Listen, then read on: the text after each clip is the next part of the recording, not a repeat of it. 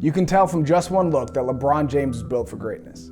You don't have to be a fan of the guy to understand that his speed, size, athleticism, and natural God-given ability is not supposed to be possible. He is so much bigger and stronger and faster than everybody on the court. This shouldn't be news for any of you. You don't even have to be a basketball fan to understand that LeBron James was clearly built for greatness.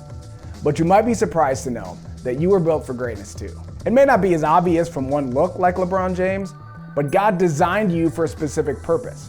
And whatever that purpose is, He designed you to be great at it. Maybe it's sports like LeBron James, maybe it's music, or it's art, or it's acting, or singing, or dancing, or business and finances, or maybe it's ministry, but whatever it is that God created you specifically for, He created you to be great at it.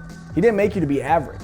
It's extremely important to understand this first point, that God created you for a purpose, and He created you to be great within that purpose.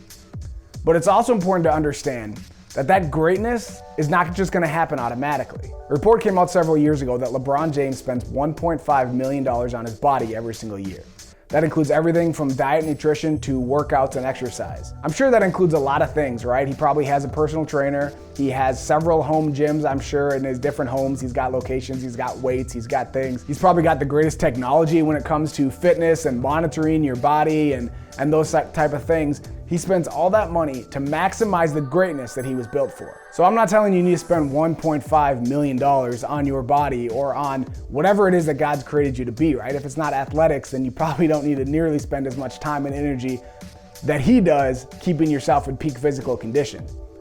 But you do need to spend time and money and energy developing the gifts that God has given you. So maybe you want to do public speaking, right? So maybe you pay to take public speaking classes. Maybe you want to make movies, so you pay money and time to go to film school. It says in the Bible that when Jesus was 12 years old, his parents left him and came back to find him in the temple, learning and questioning and discussing with the scholars and the people in the temple, right?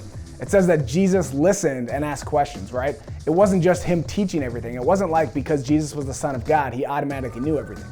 No, even Jesus took the time to study and learn and ask questions and develop. It says a couple verses later that Jesus grew in wisdom, right?